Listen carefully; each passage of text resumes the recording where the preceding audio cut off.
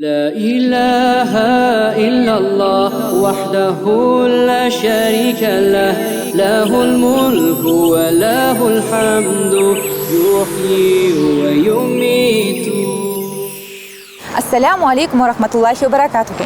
Біз өткен Иман гүлі бағдарламасында Алматы қаласындағы орталық аудандардың бірі Тастақ ықшам ауданындағы жалғыз мешіттегі әйелдер қауымына арналған сауат ашу курс туралы сөз еткенбіз. Енді осы әңгімемізді жалғастырайық. Өйткені Тастақ мешітінде сенбі және жексенбі күндері өтетін де дәріс сабақтары бар. Онда сау адамдарға арналған және көру мүмкіндігі шектеулі зағип жандарға арналған сауат ашу курстары жұмыс істейді. Енді осы туралы толығырақ таныс болайық.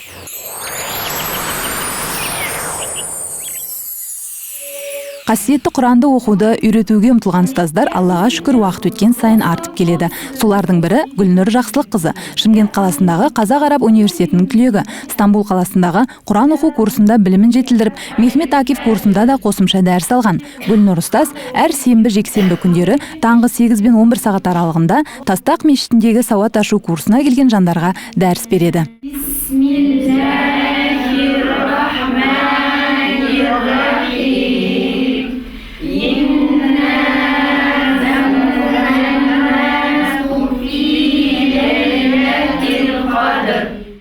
Осы Тастақ мешітіне медресеге келіп жүргеніме 2 жылдай болды.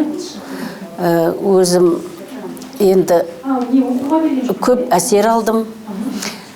Мына жерде үйренген өзіңе жақсы ғой енді.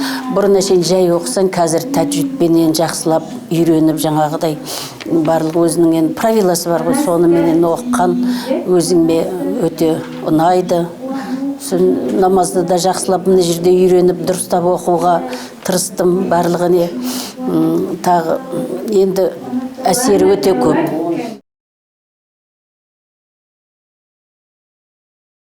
Естеріңде болсын, Алланы еске алумен жүректер орнығады.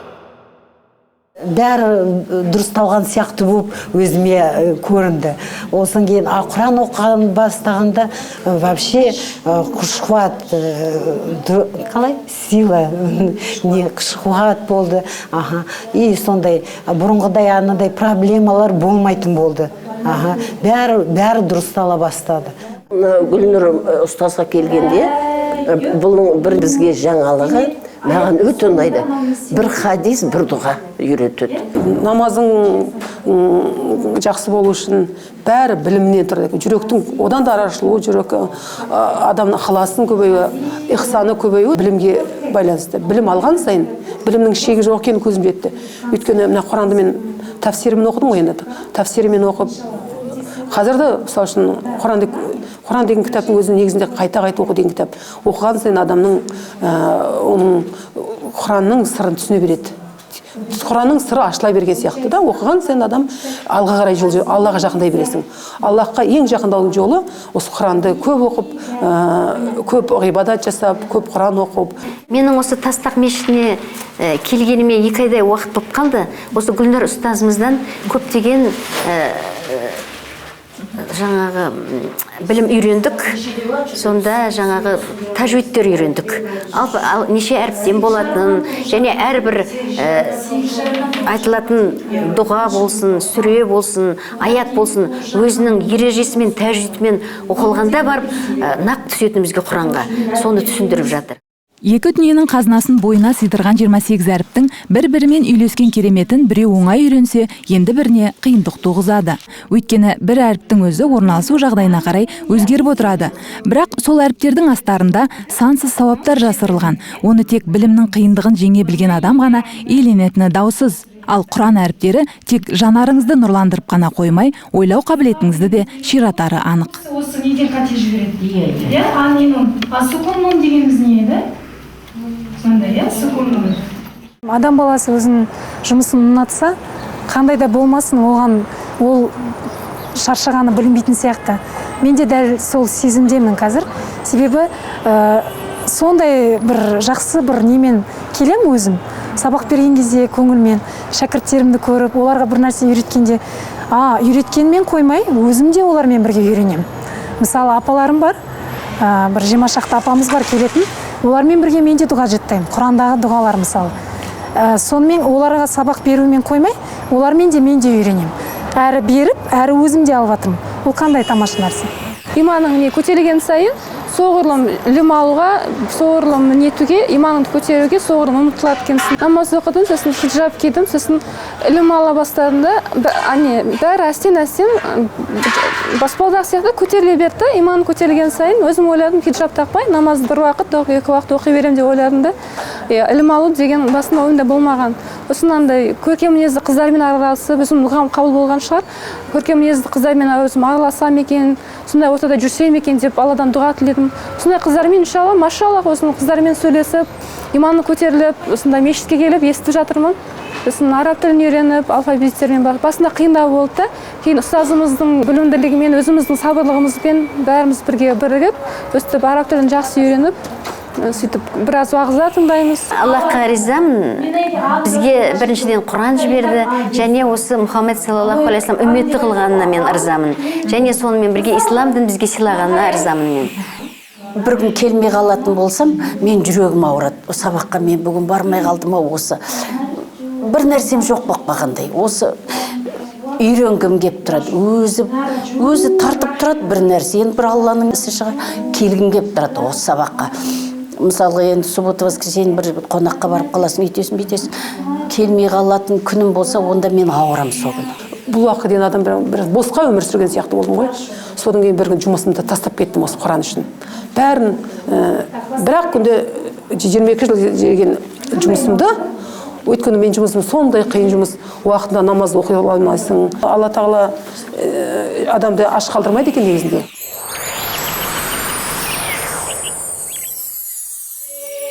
Адам баласының бұл өмірге келгендегі басты мақсаты бір Аллаға құлшылық жасау екендігі қасиетті Құранда әлдеқашан айтылған. Ал қазір осындай адамзаттың ұлы мақсатын жүрегімен сезінген ізгі жандар әлеміне үңіліп көрейік. Жаттадыңыз ба? Машалла. Мен білемін сіздің жаттайтыныңызды. Алиф, Б, Т, Ф, Джим, Х, Саусақтың ұшымен сезу арқылы оқылатын Braille әліппесі 6 нүктеден тұрады. Бұл әліппені ойлап тапқан Луи, етікші Симон Брайлдың отбасында 1809 жылы Францияның Кувре қаласында өмірге келген. Сап-сау болып өмірге келген Луи 3 жасында әкесінің етік тігетін бізімен көзін жарақаттап алып, жарақаты асқынып, көз жанарынан айырылады. Ата-анасы Луиді жан-жақты тәрбиелеп оқытуға ұмтылады. 10 жасында зағиптарға арналған Париж университетіне қабылданған Луи Braille қолмен атқарылатын түрлі өнерге үйретіледі. 10 жылдық оқуын үздік аяқтаған Луи сол институтқа ұстаз болып қалдырылады. Ұстаздық ете жүріп, Луи нүктелі рельефті жүйемен жазуды ойластыруды көздейді. 1829 жылы ол алғашқы жобасын ұсынады. Braille әліппесінің авторы 1852 жылы 43 жасында көз жұмады. Braille әліппесімен Құран оқу тәсілі бүгінде біздің елімізде де зағип жандарды қуанышқа бөлеп жатыр. 3 жылдан бері мен намаз оқып жүрмін. Содан кейін біздің бір арманымыз бар еді. Өзіміз осы Braille дейді ғой, Braille шрифті дейді, қолмен оқу. Сондай өзіміз қолымызбен оқып, араб тілін, Құранды саулар оққан сияқты өзіміз оқысақ деген арманымыз болған. Содан Айғаным апай деген, Гүлнұр деген ұстазбенен бірге бір медреседе болған екен. Екеуі осы ылғи қарым-қатынаста болады екен. Содан бір күн маған айтты, осындай Гүлнұр деген қызымыз үйреніп кепті осы көз көрмейтін адамдарға Брайльша араб тілін, араб дыбысын үйретуге деп. Соған қуанып, содан қай күні ашылады екен деп жүрдік. Сөйтсек, мына осы отырған ғимаратымызды салған екен, әдейі осы көз көрмейтін адамдарға оқыту үшін. Қадира ғой, сонымен бірге бәріміз көрші тұрамыз. Сонда бір жыл болды мен намаз оққанына. Соның жазған дәптерін алып, неғып өзім жаттап, ол менің ұстазым болып, мен оның шәкірті болып, содан кәтелерімді сол түзеп, содан үйренгем. Бір жылдан асып барады намаз оққаныма. Бірақ біз қазақша жазып алатынбыз да. Содан енді мына айтты, осындай бізді үйрететін мешітке барамыз, өстіп бізді мұғаліміміз болады дегенде қуандық біз. Негізі біз дұрыс оқимыз ғой, алфавитті да, ненде біз арабша білмейтінбіз. Өзіміз қалай тіліміз қазақша жазып алдық, солай жаттай беретінбіз. Енді Алла ниетімізді қабыл қылсын деп. Бұрыннан негізі армандайтыным бар еді. Мен әкем молда болған кісі еді.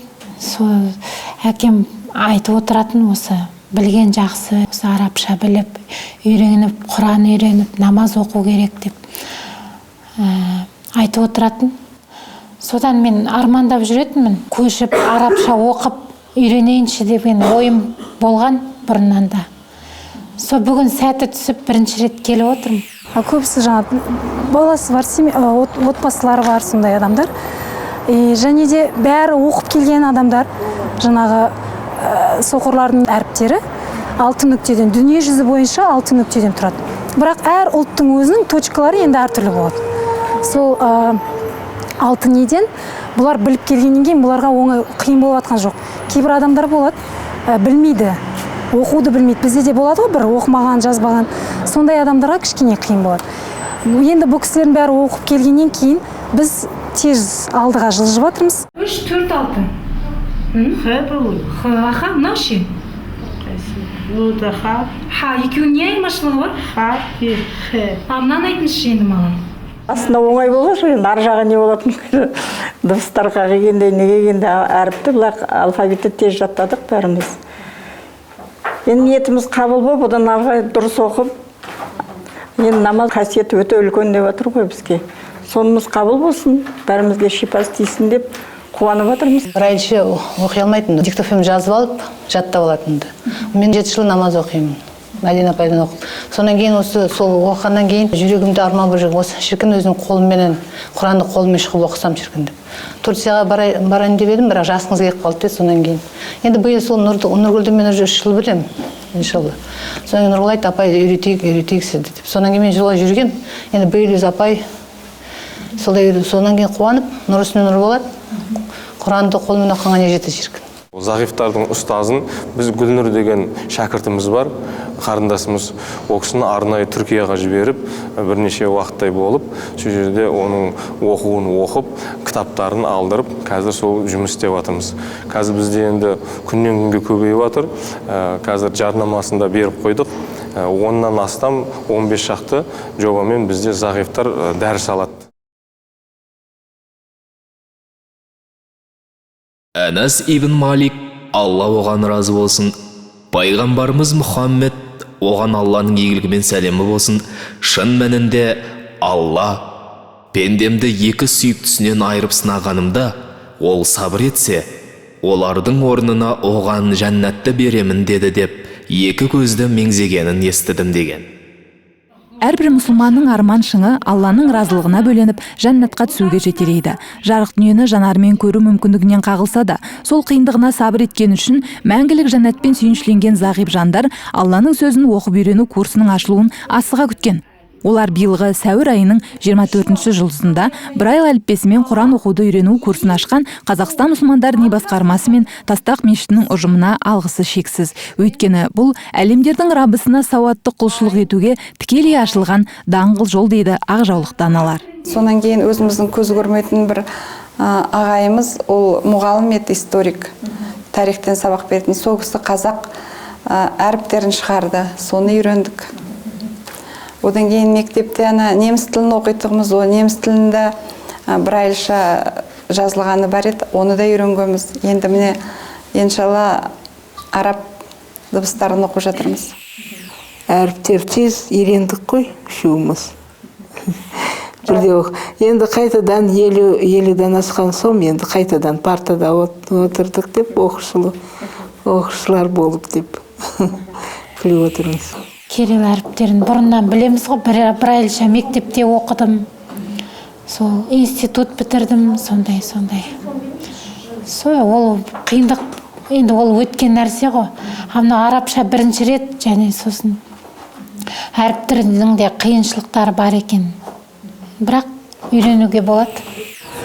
Дені сау топ адамдар жақсы, бірақ көп нәрсенің қадірін білмейтін сияқты кейбірі көбісі. Бәрі деп айтпаймын, жалпы. Көбісі қадірін білмейтін сияқты. Себебі барлық нәрсе дайын. Құдайға шүкір көзіміз көреді, Құдайға шүкір құлағымыз естиді. Сол нәрсені біз өзіміз пайдалана алмайтын сияқтымыз. Кейбір нелер жаңағыдай сабаққа қалай болса солай жаңағы не қылып қатысып, зағиптармен салыстырғанда зағиптардікі өте жаңағы қалап тұрып істеп жатқаны бір шөлдеп тұрып су ішеді ғой адам, тура сол сияқты мен өзім сезіндім. Себебі бұларда болмаған соң солай болып жатыр. Ал біздің кәдімгі адамдар, көзі көретіндер, ода мұғалімдер жеткілікті, кітаптар жеткілікті, діни ағарту газет, журналдар жеткілікті, барлық нәрсе бар. Сол үшін оның қадірін білмейтін сияқты деп ойлаймын көбісі. Алиф және хә. Алиф, хә. Айтыңыздаршы кән. Алиф, хә. Ха болмасын, ха болмасын. Мақұл ма? Қайттан қайталаңыз. Хә. Жалғастырыңыз. Енді мүгедек адамдар ең баста білесіздер ғой, психологиялық өздері тұрғыдан кішкене өздерін кем сезінеді. Басқа адамдар бәрі мүшесі түгел болғаннан кейін, оларда ондай нәрсе болмағаннан кейін өздерін төмен санап, психология жағынан кішкене өздерін төмен ұстайды. Мен өзім айтқым келетіні, ол дені сау адамның істей алмайтындарын бұлар істей алатынына мен көзім жетеді. Себебі соның қадірін біліп, жаңағыдай келіп, үйреніп жүрген адамдар өте жақсыды. Құран оқыған кезде өте қатты қиналам. Мен өзім көзі көретіндердің Құранын емес, көзі көрмейтіндердің Құранын көп оқимын үйде. Бірақ байқаймын, Аллах Тағала әркімге әртүрлі береді. Көзі барларға мен оны өзі істей алмайтынын білемін да, маған белгілі болады. Ал көзі көрмейтін адамдар ол Құранды оқи алмайды. Мен оқыған жағдайда да мен бәрі байқаймын, көзімнен жас аурап, жаңағыдай жас келіп көп қарай алмаймын. Себебі әріптердің сатыры жоқ қой. Бірінің артынан бірі түсіп кете береді, әріптер жүзіп кетеді, нүктелер жүзіп кетеді. Ол жағы сабақ беру жағы қиын болып жатқан жоқ, бірақ Құран оқу, көп қарау кішкене қиындау. Жаңағыдай түсіндіру, әдістемесі, олар да кәдімгі өзім шәкірттерім сияқты. Алла Тағала біздің көзіміздің жанарын олардың пармақтарының ұшына берген. Біз қалай көзімізбен көріп білсек, олар пармақтарының ұшымен сезеді соны. Мен қазір ол нүктенің үстіне қолымды қойсам, оны ешнәрсе түсінбеймін. Қанша көрдім, көзімді жұмып, қолымды қойып көрдім, ешнәрсе шықпады. Мен тек көзіммен ғана көре аламын, олар тек қана қолымен ғана сезе алады ол әріптерді. Алла Тағаланың алдында біз өзіміздің міндетімізді атқаруымыз керек. О дүние бар екенін білеміз. Иншалла сол енді мұсылман екеніміз бәрімізге анық болғаннан кейін, Алланың құлы болғаннан кейін Аллаға құлшылық етуіміз керек. Осы бәрі Алланың беріп жатқан нығметіне Аллаға ризалығымызды білдіру керек. Пайғамбар саллаллаху алейхи вассалам айтқан, менің үмбетім Алланың жолыменен пайғамбардың сүннетімен жүру керек деп. Соны енді иншалла жүреміз деп ойлаймыз. Тілегімізді Алла бәріміздің қабыл етсін. Аптаның сенбі жексенбі күндері Тастақ мешітіне Алланың сөзін оқу үшін асығатын зағип жандардың дені сау қайырымды жандарға айтар арманы бар. Мешітке келіп кету оларға қиынға соғатындықтан оқуға асыққан зағиптарды сабаққа жеткізіп салатын көлік болса деген бұйымтайын білдірді. Менің айтарым тағы да мынау азаматтар, біз өзі мынау мүгедектер өздері жүре алмайды, қиын жүреміз. Содан кейін машинаға солай біздің әлгі үлкен азаматтарымыз бар, бизнесмен азаматтарымыз бар. Солай осындай енді оқу орны көбейе берсе, бізге шамалы көмегін берсе, андай сол жеңіл машина болса, сондайға қарастырса деп ойлаймыз. Енді азаматтар көп қой бізде, Аллаға шүкір қазір. Намаз оқитындар. Соның нұр үстіне нұр болар еді. Зағиптар үшін бір Құран курсы болса, жағдайлар жасалса, себебі бұл кісілер өзіңіз жаңа естіп жатсыз, ол кісілердің келу кішкене қиындау. Кейбір адамдар тепе-теңдігін сақтай алмайды. Біз мысалы кәдімгідей жүріп кете береміз, олар кейбіреулер тепе-теңдігін сақтай алмайды. Кішкене бір қиғаш бір жер болса құлап қалады. Сол үшін бір жатып оқитын, жақсылап білім алатын бір жер сондай болса, болмаса бір жаңағыдай кітаптар жазылса осылар туралы, жаңағы негізгі діни мағлұматтар, жаңағы ғибадат, ахлақ, одан кейін фих, осы сияр, пайғамбарлар тарихы деген сияқты осы ислами кітаптар жазылса, бұл кісілер де оқып білім алса деймін. Жарық менің сәулесін көрмесе де, Алланың шексіз нұрын сезетін жүрек жанар жарқыраған жандардың ізгі арманымен бүгінгі хабарымызды тәмамдаймыз. Расында Алланың разылығынан үміткер азаматтардың арасында зағиптарды Құран курсына жеткізіп тұратын қайырымды жандар табылса, онда бұл да жәннатқа көтерілудің бірден-бір баспалдағы екені даусыз. Әрбір қадамымыз қайырлы болғай. Ассаламу алейкум ва рахматуллахи ва баракатуху.